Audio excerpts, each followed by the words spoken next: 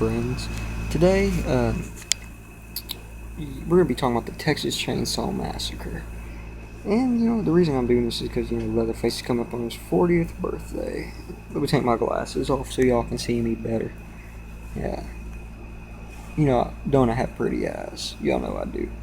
But anyways, the Texas Chainsaw Massacre, I feel, is one of my personal favorite horror films.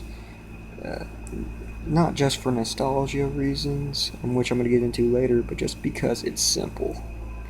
And that's something that movies just can't be nowadays. It seems like there has to be all type of complex stuff going on in all these characters. And in this film, which I own, I own the old Pioneer DVD, which says it's in widescreen, but whenever I put it in the Blu-ray player, it's like in a box, because I guess it's letterbox, it's not anamorphic, so it doesn't fill the screen like most widescreens do. So hopefully the Blu-ray that's coming out will have that issue taken care of and fixed. But I also have the VHS tape that I believe I used to rent. Yeah, I used to rent this from Video World, and I also had a copy of my own that I think I bought from Video World when I was a kid. And I always remember because the big red sticker on the back and how awesome and groovy the artwork was. I always used to look for that media home entertainment. I always used to look for that when I would go into the video stores, because all the Nightmare on Elm Streets, Texas Chainsaw Massacres, and Halloween all had that little media logo. So those were the tapes I rented. But anywho, these young adults, I believe that they're college age. They go out to an old deserted farmhouse. Chainsaw-wielding maniac and family, kills them. Simple. However, it's on 16 millimeter, and it's shot beautifully. There's all kinds of cool camera angles, and even though it's 16 millimeter and it's extremely gritty, there's some really good cinematography. And if the cinematography looks that good on, low quality formats like a VHS or a DVD, I can only imagine what it would look like in 1080p on a Blu-ray.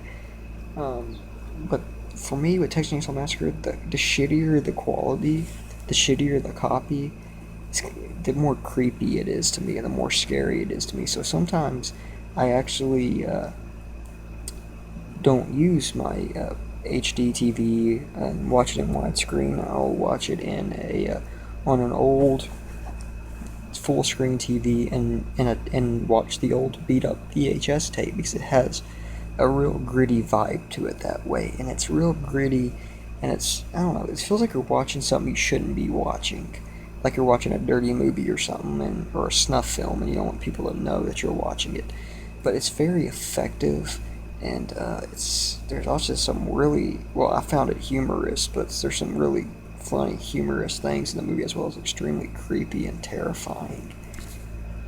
And I think the fact that it's set in the 70s, and that really there's no cell phones. Nowadays, your van or something broke down, you would just say, you'd put the phone, I'm not going to put the phone in my ear, but you'd put the phone to your ear and say, hey, I'm broke down, AAA or something. But back then you couldn't.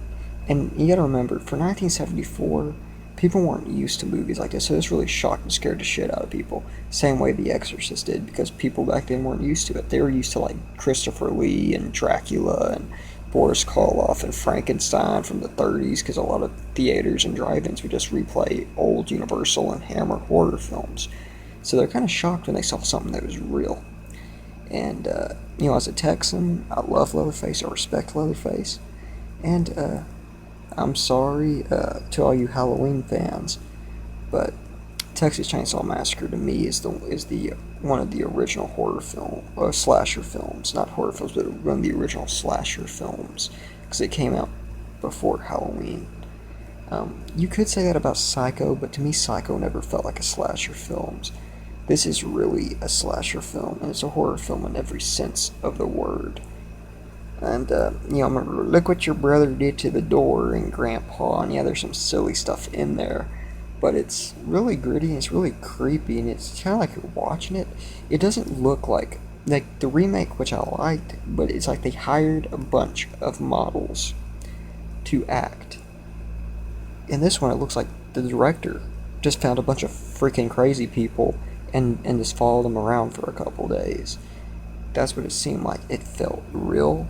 It felt gritty. And as someone who used to live in the country, I saw all kinds of deserted farmhouses, and so the movie really was really effective and creepy when I would watch it, and I would go out, in the woods back when I lived in the country, and I would see all those deserted farmhouses, and it really made me think twice about traveling the gravel and dirt roads.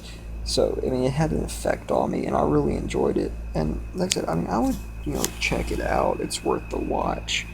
And, it's one of my all-time favorite films, and one of the only films that I would give a 5 out of 5 to. Definitely check it out and go watch it. And buy the cool Blu-ray that's coming out in that big truck thing. It looks pretty cool. It comes with a truck, an apron, a couple discs, and I think like a Blu-ray and some bonus features and some posters and all that good stuff. So definitely check that out. Anyway, ta-ta for now.